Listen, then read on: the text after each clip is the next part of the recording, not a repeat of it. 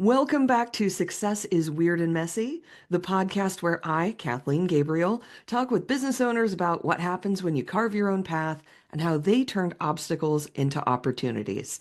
Today, I'm talking with Haley Grayless, the CEO and founder of Vaxa Collective, keynote speaker, and a leadership development consultant. Haley, welcome. Oh, thank you so much, Kathleen.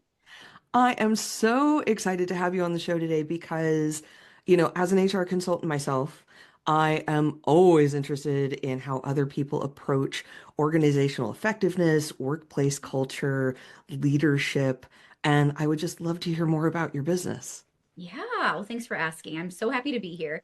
So, I love the title of your podcast, first of all, because that is how I have felt my whole life and career has gone, is that it's weird and messy. Oh yeah, So, me too. yeah. So I started out like my working career or my like after college in India, actually. I graduated from the University of Missouri, Mizzou, and moved to New Delhi. And I raised my own support to live there. I was working as like a missionary aid worker. And what I thought I was going to be doing, like we talked about this a little bit ahead of time, like, what did you think? And then like what do you think or what ended up happening? I thought that I'd be working with kids who were being rescued from like brothels and like their mothers were like forced into sex slavery and things like that. So that's how I raised my support and how I educated myself and prepared and things like that. And then once I got there, the organization that I was like going through, very small, not very like developed, they had put me in touch with some people and they were like, wait, we have no idea what you're talking about. And like, because you haven't gone through our training and you're not Pentecostal, you can't work with us. And so I was like, what? I am like 24 and moved to a new country on the other side of the world by myself. And luckily they like let me live with their interns, but I had to find other things to do for my like time there. And like, so I was like, but I'm an educated, like able-bodied person, like put me to work, you know? And so I spent maybe the first month or two bopping around New Delhi by myself, like via auto rickshaw, trying to figure out what can I do here? Like I've raised this money. I need to tell my supporters like what's going on. And this was 2010. So it was a while ago, like quite a while ago, and it was quite challenging. So I figured, like you just didn't have, I don't know, like I didn't have like Google Maps. I didn't have an iPhone yet, like nothing like that. So Yeah. I'd have to like really prepare myself ahead of time because the little cell phone I had did not have any access to the internet. And so I ended up finding a couple of like shelter homes to work in and things like that. And it's really interesting because what I ended up doing at those shelter homes wasn't just like helping the children who were like rescued from the street and like given a place to live and healthcare and education.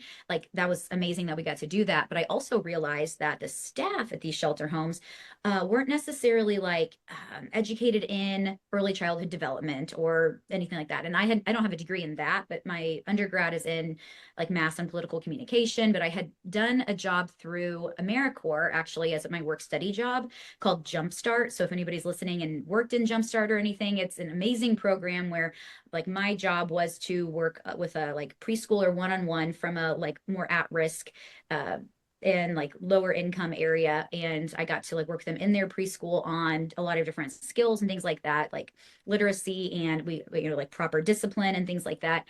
And what I ended up doing was teaching all those things to the shelter home staff, which was fascinating because I had a translator, a friend of mine who would translate from English to Hindi, and so I got to help them like learn just more appropriate ways to discipline children, like not publicly humiliating them or hitting them, things like that. Not that it was like it was just it was something I was like, oh, I bet we could do a little better. So I got to Yeah. train them in those things. And then what I do now, like organizational development and leadership development, team building, I was doing those things with those teams. But I didn't know that there was like a word for it or a phrase or an industry or an expertise you could do. I just noticed because it's kind of a natural strength of mine to be able to see like how can this team operate more effectively and how can the leader be more skilled in management skills and in like emotional intelligence, things like that. So that's what I ended up doing a lot of. Then it was very challenging. So I ended up moving back to the US and ended up finding a job at a nonprofit here in Kansas City. And I was there for about 6.5 years, and I loved it the first 2 or 3. It was so perfect. And then just like some leadership changed. The culture went from like amazing to pretty terrible. And so like honestly, there was maybe like a 6 or 7 month period where I had gotten accused of doing something I didn't do and went from being like the superstar to I felt like there was a target on my back just because like a new senior vice president didn't like me. Ugh. And it was very sad, very difficult. And I had never experienced anxiety before, really. And even like being in India, I was like, I was so young. I was like, I can just figure it out. I'm not. Right? This was like, oh my God, I feel like I'm gonna have my job taken from me. And then I started spiraling like, oh my gosh, and then I'll be blacklisted and I'll never find a job again and I'll be living on the streets homeless. And I mean, I don't know why my brain went to this like the most horrible outcome, but it was just so challenging for those months. Like I could barely eat, and that like appetite's never been a problem for me. I think I had like a Chobani yogurt and maybe like cream in my coffee, like one of those like little individual Chobani yogurts, and I just like could not eat. I was Wow. so anxious and felt so much doom impending on me all the time because I didn't have like security in my job. And I had found, I think, most of my identity in my job because I'd been like a high performer and like a superstar and things like that. And so I think that that was threatened. And so my hair was falling out. I couldn't eat. I mean, everything was just horrible. And then finally, Wow. like things started getting better. And through that, I kind of started realizing I'm not going to be here forever. I tried to what I call Gandhi the situation and be the change I wish to see in the world. And like I wanted to be the change inside of that organization and make it better, but it was never going to happen. And so I eventually started my master's program in organizational development, focusing on executive leadership development, and ended up starting my business and leaving that job at the end of 2018. So I launched Vaxa Collective, and ever since it has been wonderful. But the pandemic was very challenging, and I'm just happy to have made it through that.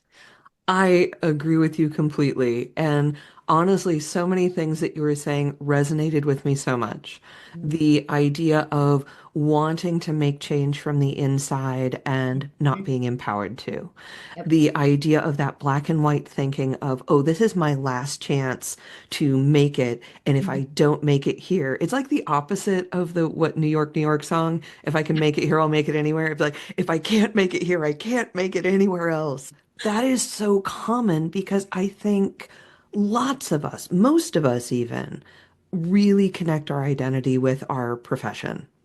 Yep. And we're told to in this culture of what you do. What do you ask someone when you first meet them? Oh, what do you do for a living? Hmm. What do you do? And Hmm. that is shorthand for who are you? Hmm. So that idea that you were in a place that was no longer the right fit for you. Yeah. And, as we do, you try to make it work and it's not working. I think that's incredible how you then leveraged everything that you learned up to that point. Hmm. And may I just say, kudos for that first pivot because I talk a lot about how people pivot in their business and in their lives of, well, this isn't working or this is an obstacle that came up and so I'm going to do something else. Hmm. You had that right out of the gate. You Yeah. moved to another country where you did not speak the language, and the Right. thing that you thought you were going to do did not exist. Exactly. And Mm. and yet you found all of these things to do, and it sounds like you really found your life's calling through making that happen. Absolutely. And it's so interesting because people were asking me before that, and even when I started my business like 6 years ago or almost seven, people were like, oh my God, how do you do that? I just can't imagine. And I know like through personality assessments and stuff, I'm very like risk tolerant. I'm okay taking a risk. It actually feels more authentic to me to do that and to like do the hard thing than to like just stay doing the easy thing. And so I know it's like very cheesy, but like the Nike slogan of just do it. Oh, from Portland. That's a good connection, Yeah, right? that's right. We love Nike over here in Yeah. Portland. But I would tell people like it's honestly like you just keep doing it. Like you don't start the business or move to India thinking like well, if this doesn't work out, and like it didn't. I thought I was going to live there the rest of my life, but and it's okay to change your mind, obviously. Yeah. But I didn't go into it thinking, oh, well, I'll just do this a year or two, and if it doesn't work out, I'll move back. Or like with my business, as I was leaving my job, people were like, well, if in a year it hasn't really taken off, you can always come back. And I was like, oh no, I that's not my mindset at all. It is uh well, as I don't know if I can curse on here, but if people are familiar with Lose Yourself by Eminem, success is my only mother effing option, failure's not. That really Yeah. resonated with me. Like you just don't even think that failure's an option. You just keep Yeah. doing whatever it takes to be successful. And it's weird and messy. Yeah, and honestly, like my own path, I got my first degrees in theater. I have a master's degree in stage management of all things. Wow. And so like I absolutely understand that concept of, oh, this isn't exactly it. Yeah. And also I got the best advice of my life when I was an intern for summer stock theater. And a couple of the actors gathered all of us interns together because that's part of the program. And one of the guys said, acting is so hard that if you can let anything stop you, do. Ooh. And the only people who are successful in this business are the ones who just keep going. Mm-hmm. And the thing is, I did let things stop me from theater because it wasn't the right thing for me. And it was too much energy to put into something that I didn't love as much as it required. Mm-hmm. And I think that's true in any business Mm-hmm. where you go out in there and you say, look, I'm going to either do this or I'm not. Because if I say, like, to your point, if I say, oh, I'll try it out and, I'm not going to put my whole self into it, Right. that's not going to work. Mm-hmm. That trick never works. Right. Even in that context, so you've made a ton of different decisions as you've carved this path forward, Mm-hmm. and every time you've put your whole heart into it. What has changed in the 7 years that you've been in business? So when you started out, like what kind of things were you offering versus what you're doing now? Oh, yeah. So man, I thought it would be so much easier to like sell my services also. And I came from fundraising. So I thought, oh, this will translate very well. And it didn't. Yeah, Like raising and sales is so different. Also, selling B2B versus B2C is totally different, at least in my very. Yes. so I really thought when I started my business, I didn't think about like the retainer path as being what I was going to do because I thought I wanted maybe more variety, things like that. But I actually love seeing bigger impact with clients. So instead of doing just like one-off workshops or something, I'll still do those occasionally for like a good fit if it's going to have some sort of like path to maybe work in the future together. But at first, I was charging by the hour, like a very small amount, and because I didn't know any better, and I was too afraid to charge what I charge now. Yeah. And I was doing more like one-offs, or maybe like a series of 3 workshops, or I was doing more like one-on-one leadership coaching.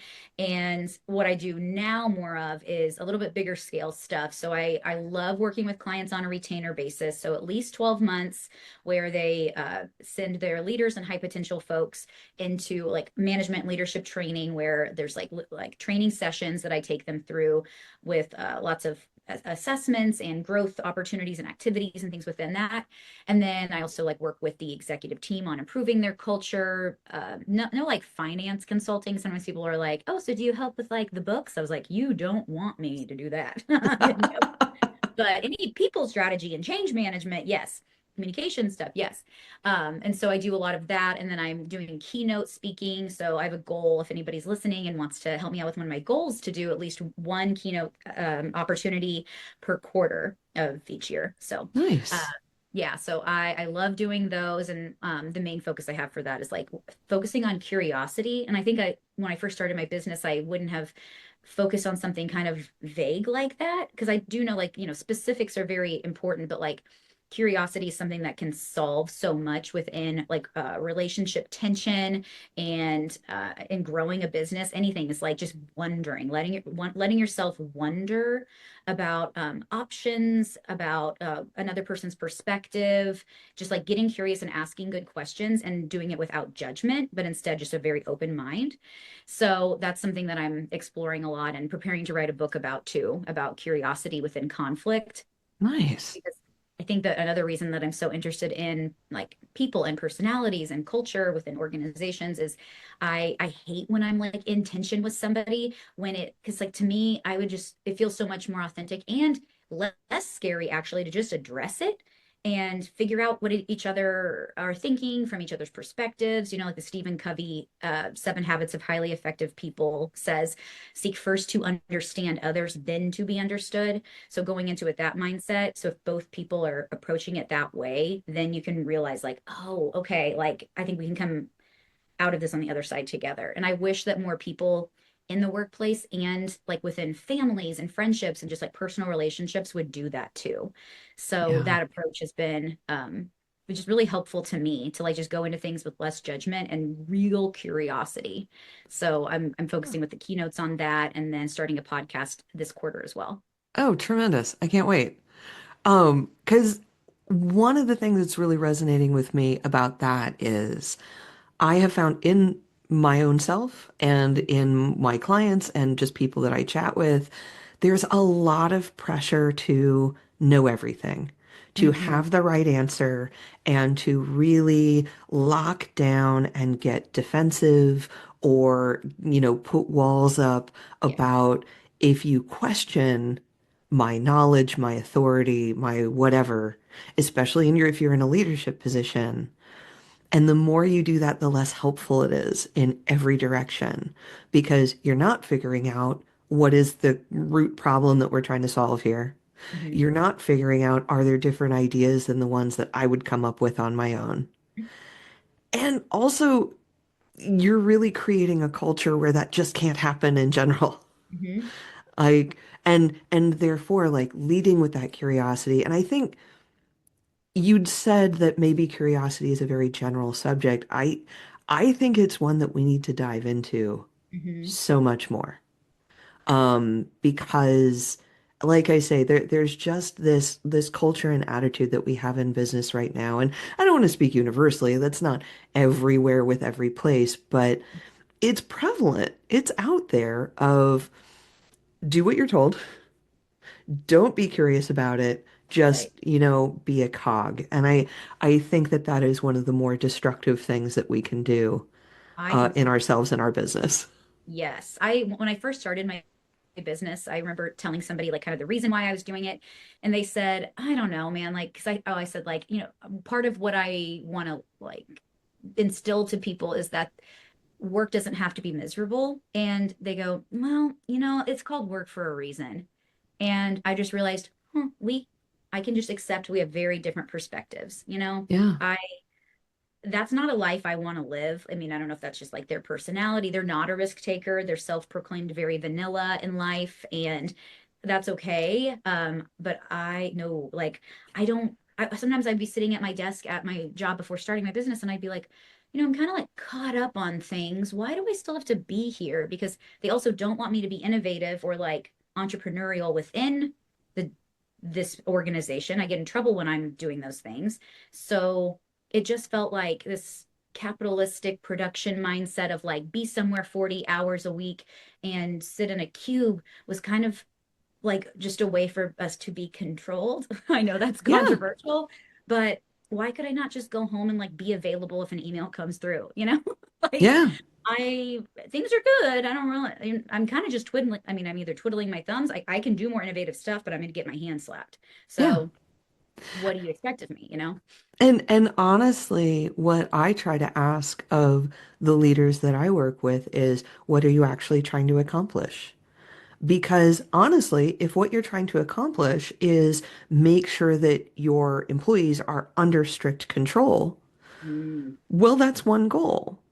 I prefer the goal of productivity, Mm-hmm. I prefer the goal of having your employees work towards whatever the overarching goal of the organization is. Mm-hmm. And thinking of new creative ways to do that and making sure that, I don't know, everyone's on board and there's communication and there is that openness to talking to people that do the job about what that's like Yes. and what they could use and what their thoughts are on Mm-hmm. it.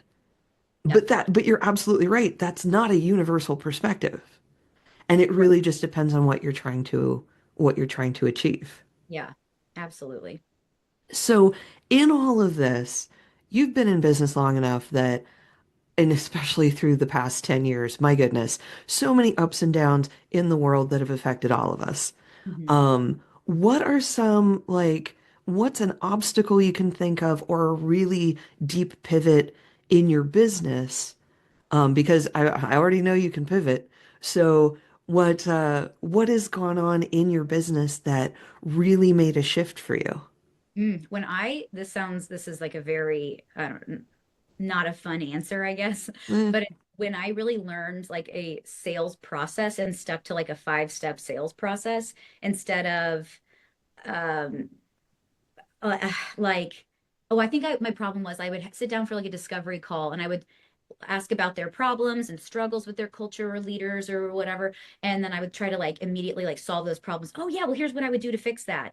And that is not how you sell. I learned because I learned that like working the actual sales process, like there's a 5, or there's like different ones, but 5 step, 7 step, whatever yeah. sales process. When I started truly working that, where I didn't solve their problems in the discovery call and I listened and I said okay, and I just kept writing it down or typing out the answers. And then at the end of the meeting, they've just shared all of their tough, sticky points, and I haven't solved anything yet. And so when I learned like from like kind of a coach and like sales mentor of mine to say, okay, great, I have a lot of ideas for this.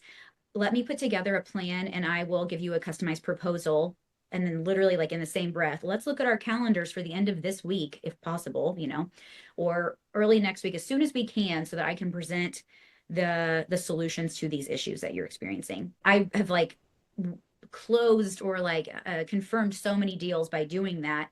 And it doesn't feel icky if you're doing it in a way that's very full of integrity. Like I'm not trying to make them sit in pain. I'm trying to just make sure that like I'm actually able to work with them so I actually can help them and give them the impact that I know that we can see, but we have to do it in a way that is just more proven to work. And Yeah. so just working my sales process and not giving up on things.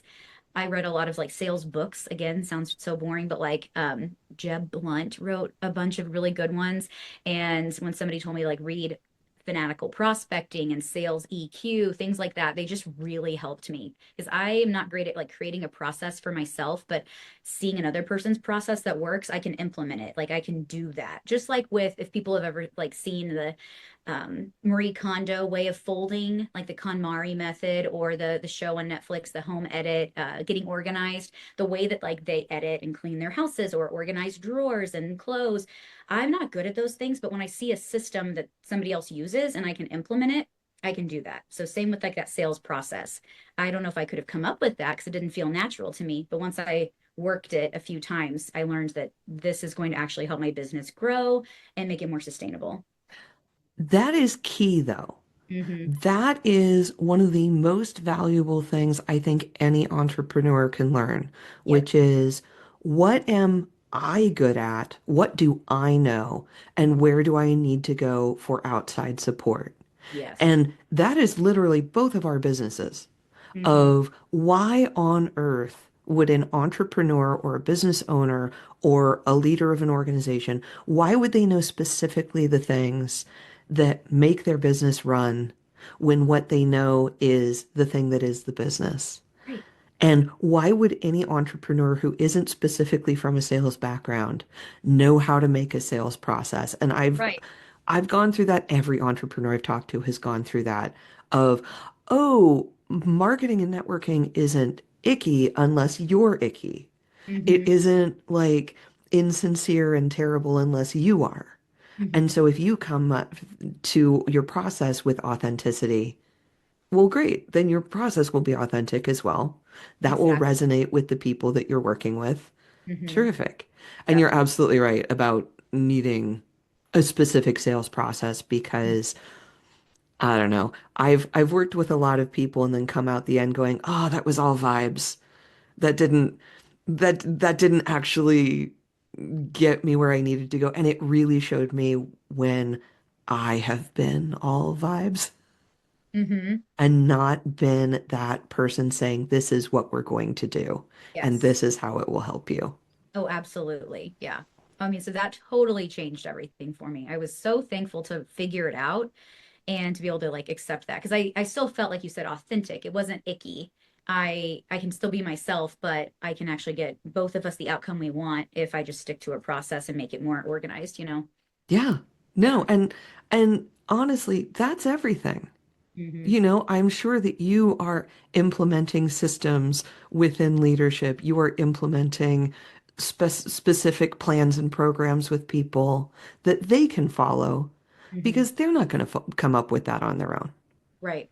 Yeah. So, no, of course, look to those outside resources to make sure, oh, this is part of my business. Do you think that I do my own books? I do not. Right. Not my strength. No. And Yeah. thankfully, it's someone else's. Hmm. And so I can find a trusted person to do that for me. Yes. Oh my gosh. Yeah. Well, and like I went through a few different like coaching programs starting in 2020. And then I think like for those 3 years, I did 2020, 21, and 22 different programs. And there were good things about each one. But overall, I realized that I feel like the coaches were trying to coach me to do things that were not very like aligned or authentic to my business and what I wanted to do. Like they were basically, I was in a group coaching program where they wanted me to replicate it as like for me to sell a group coaching program. So I'd had one for a few years and I liked it, but it was harder to sell. It's maybe not a great fit for like my audience and what I offer because I'm not selling really to entrepreneurs. I Yeah. could have shifted and made it more specific to that, but I wanted more experience as an entrepreneur before doing that. And so after a few years, what is that? I sunset it. I just ended Yeah. it.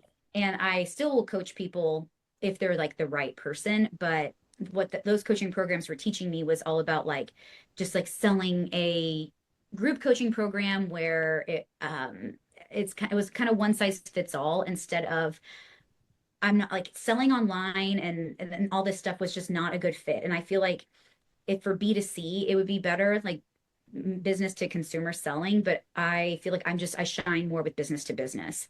And it just makes more sense to me than trying to get somebody to pay out of their pocket for something.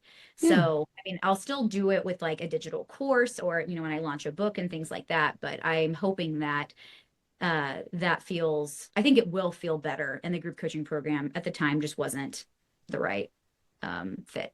Yeah. No, absolutely. Yeah. Absolutely. Well, it sounds like through the course of your being in business, you've been quite successful. I mean, the fact that you've gotten over the classic 5 year limit where that's sort of the magic number of if you can get past five, you're probably going to be okay in general. Good. So with that, how do you define success? Well, for me, like I definitely feel like I need, yes, like money wise need to pay the bills. I was telling people a couple of years ago at my birthday party when people were asking like we have like these in my group of friends like three birthday questions and one's like what are you looking forward to the most and or what are you the most proud of from this year? And I kind of went from, oh my God, I don't know how I'm going to pay my bills during like more of those COVID years to I'm just so thankful to not be poor and like not to feel like I'm Yes. worried about money all the time. So success to me feels like, okay, I'm not worried about it. I don't have to be a multimillionaire, but I want to feel like I can at least support myself. As a single woman, I have nobody else's income to fall back on. It's if I make no money, there's no money for me. Yeah.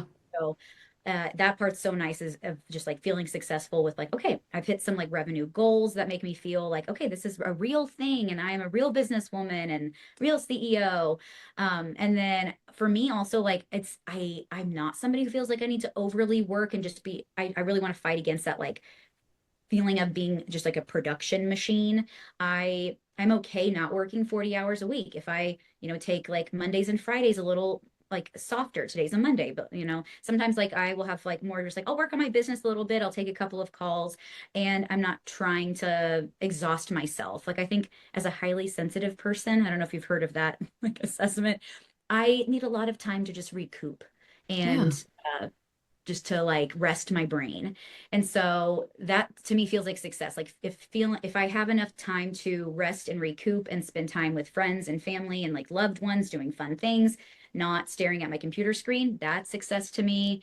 Doing things that lean into my values is also success. So one thing I take clients through is building their own leadership philosophy and deciding on like two or three values that they want to live as their like life values that they apply to their leadership as well. So mine that I've identified, and this is from Brene Brown's book, Dare to Lead, where she talks about like living into your values. And the two that I decided on are courage and making a difference. So success for me is if I notice that like, okay, I'm able to do the courageous thing rather than the easy, comfortable thing. So courage is taking a risk, doing something difficult, doing it scared anyway, like, doing it bravely. You can still do it scared and just figuring it out. And then making a difference is where I don't feel like what I'm doing is just arbitrary and doesn't matter. But that is something I've noticed in like all of my life, from business to like, I want to work with a client and that like truly see results happen from their like employee engagement scores and their retention and things like that. But I also, so like, yes, I want to get paid by them, but I want to see those outcomes happen. I had one client who they were paying me like that my top retainer package for 5 months and wouldn't book a meeting with me, like wouldn't put a workshop on the calendar. And some people were like, well, awesome, you're doing no work and getting paid. And I was like, oh, not awesome. Like to me, that feels icky. I mean, they Yeah. were on contract, so like I was accepting it, and like I ended up working with them for like probably 2 more years after that. And we saw like some impact, but they were just a difficult company to work with because of just things moving so slowly and it really feeling more like maybe they were doing this just for like to say they were investing in culture and leadership instead of truly doing it. So like that I was bothered by for those 5 months, like begging them, like, let's get stuff scheduled, let's work on this together. Like, what do I need to come to like knock on your office door? Like, what do I need to do to get you to book something? And Yeah. eventually we got some stuff going, but that didn't feel successful at all to me. I was not seeing the impact and making a difference with them like I wanted to. And so that's one thing that like I want my participants in programs or anybody I coach to really understand that their leadership philosophy should contain values that they can live into not just at work but in life. Because sometimes people will pick words that I feel like are very like management or work related, and if that's authentic to them, that's fine. But they don't have to just pick a word like responsibility or something like that, where I'm like, that's great, but is that truly what you focus on at home, Yeah. or in like the depths of your mind? Is that going to make you feel satiated as a human being? And sometimes the answer is yes, and sometimes they're like, oh no, I'm in work mode, and then they have to kind of get into who are they truly. Yeah. So I love that idea of success as being that values alignment. And I Yeah. agree with you. Being being successful enough financially, having enough money that you're not worrying day to day. Because I'm sure that that's the thing of every new business owner is, okay, how do I just make it through and make sure that this doesn't all fall apart like a deck of cards? Um, but yeah, reaching that point where you can say, yeah, I've Mhm. got this, and now Mhm. I can just build on it. That's Yes. hugely successful. I Mhm. love that definition. Yeah. Um, so Haley Grayless, thank you again for joining me today. Where should people find you online?